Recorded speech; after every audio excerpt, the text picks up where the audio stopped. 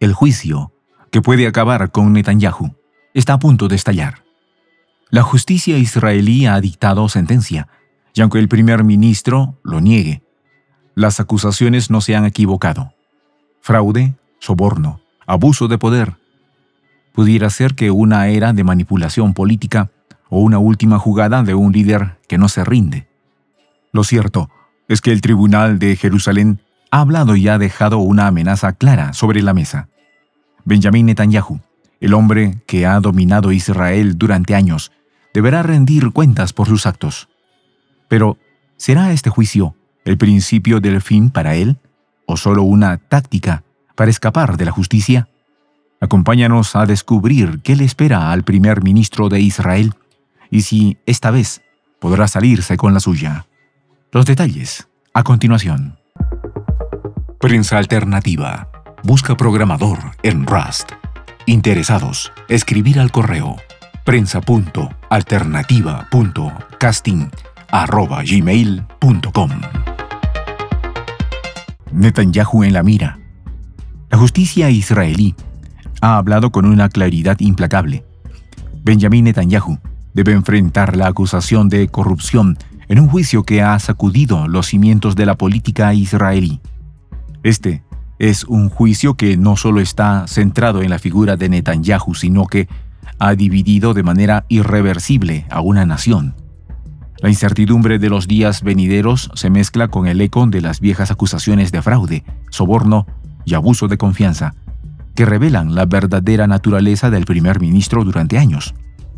En el trasfondo del conflicto que consume Gaza y Líbano, un tribunal de Jerusalén ha resuelto lo que parece una batalla de desgaste. Netanyahu tendrá que presentarse ante los jueces sin excusas el próximo mes. El país está en batalla, pero la justicia no se detiene. De hecho, los jueces han sido claros en su resolución al expresar lo siguiente: el principio de igualdad ante la ley no puede ceder ante las circunstancias excepcionales, afirmaron con una frialdad casi implacable. A pesar de las súplicas de su defensa, que apelaban a la difícil situación de seguridad nacional para postergar el juicio, el tribunal resolvió que el juicio debe continuar según lo previsto. El 2 de diciembre, la sala de audiencias verá a Netanyahu enfrentarse a los 3 casos que han puesto en jaque su carrera política. Durante más de 4 años, Netanyahu ha tratado de justificar sus acciones sosteniendo que las acusaciones contra él son un complot de la izquierda judicial, una maniobra que busca desplazarlo del poder por medios legales. Las voces contrarias son cada vez más fuertes y un creciente número de israelíes exige su renuncia inmediata, señalando que ha usado su cargo para manipular la política nacional e internacional, mientras que el juicio por corrupción se alarga indefinidamente como una sombra que oscurece su figura. En 2020 comenzó este juicio y con él la división en la sociedad israelí. Más de 300 testigos han comparecido ya en este largo proceso judicial y a pesar de las solicitudes de aplazamiento y la interferencia política, el reloj no se detiene. Durante todo este tiempo, Netanyahu ha jugado con las piezas de su estrategia buscando ganar tiempo y retrasando lo inevitable.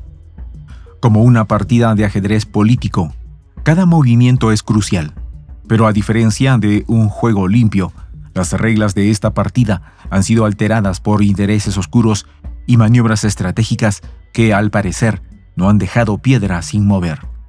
El juicio, que avanza lentamente pero con paso firme, enfrenta al primer ministro con cargos gravísimos: el fraude, el abuso de confianza y el soborno que se le atribuyen tienen la capacidad de cambiar el rumbo de la historia política de Israel. Sin embargo, el conflicto con Hamás y la crisis en Gaza han sido utilizados por Netanyahu como un escudo.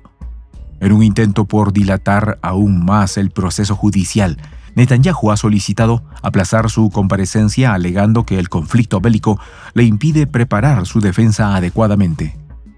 Un alegato que no ha convencido a los jueces, quienes han mantenido firme la fecha de su declaración para diciembre. Pero más allá de las cortes y tribunales, la atmósfera política en Israel se ha tornado más turbia. La batalla en Gaza y Líbano, los enfrentamientos con Hamás, la incertidumbre en torno a la situación con la milicia libanesa son solo la punta del iceberg.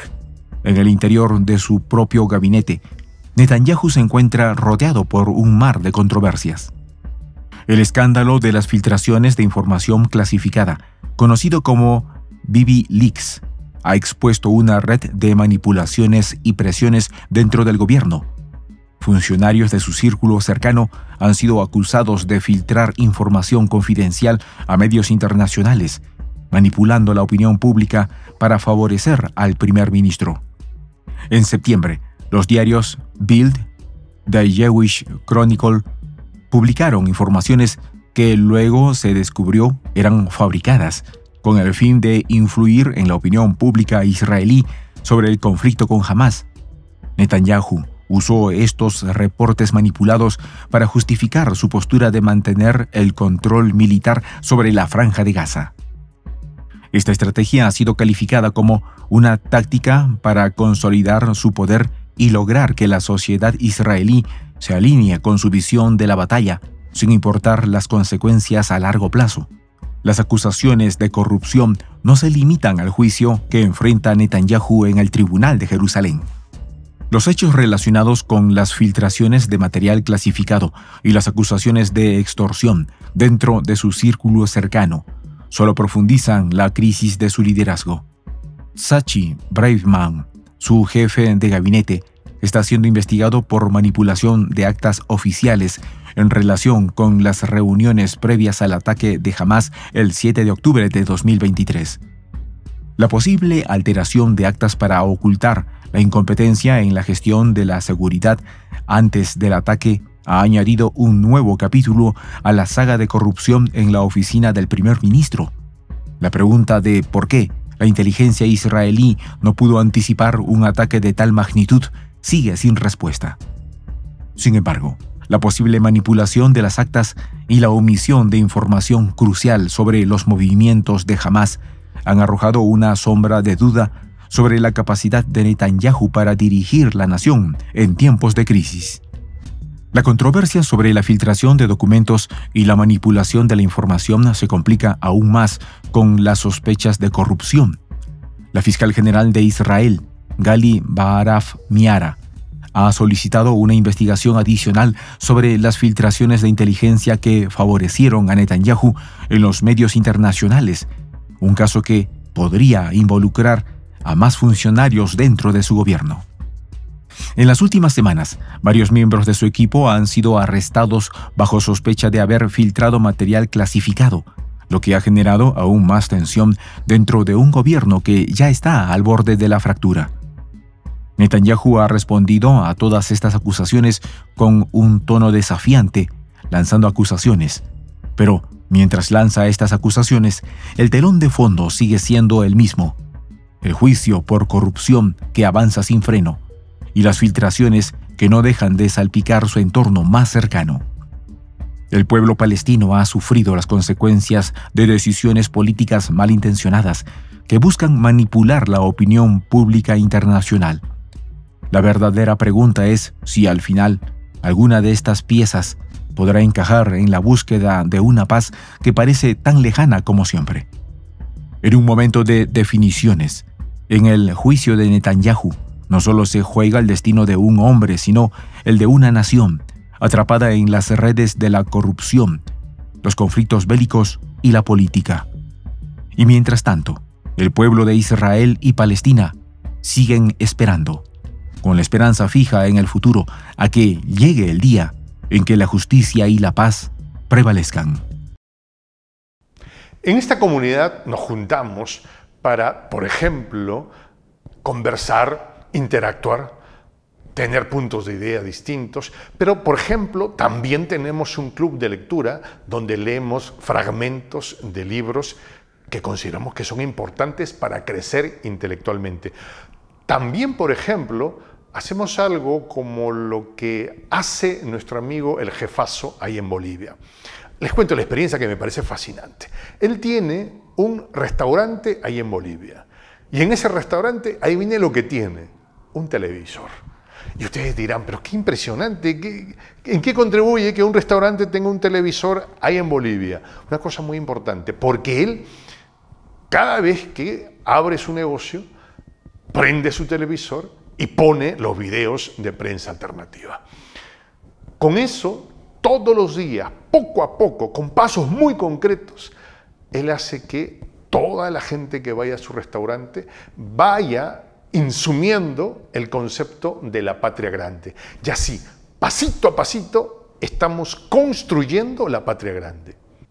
Son esos pasos pequeños pero concretos que hacen posible que el proceso de la construcción de la patria grande sea algo que ya comenzó. Un hecho dinámico que no tiene retorno en la historia. Y de verdad, a nosotros nos gustaría que tú seas parte de esa propuesta. ¿Qué tienes que hacer? Muy simple. Dale clic en el botón unirse. De hecho, al hacerlo también contribuirás con una pequeña cantidad de dinero que permitirá que Prensa Alternativa produzca más y mejores videos. De verdad que te esperamos. La patria grande se va a construir cuando tú y yo y toda la gente de buena voluntad de América Latina y el Caribe comencemos a ser comunidad. ¿Cómo lo logramos? Interconectándonos todas las personas de buena voluntad que vivimos en América Latina y el Caribe. Y tienes una oportunidad de hacerlo, uniéndote a nuestra comunidad. Puedes hacerlo haciendo clic en el botón unirse que está en la parte de abajo. Soy el J, Juan José del Castillo, director del canal Prensa Alternativa. Si quieres ser parte de la comunidad de la Patria Grande, suscríbete a nuestro canal. Si es que quieres que te lleguen las notificaciones cada vez que subimos un video, activa la campanita. Si quieres apoyar a nuestro canal económicamente, puedes hacerlo a través de PayPal. El enlace está en la descripción del video. A nombre del equipo de Prensa Alternativa, me despido con esta expresión en el quechua milenario, Tupananchis Kama, cuya traducción es hasta volvernos a encontrar.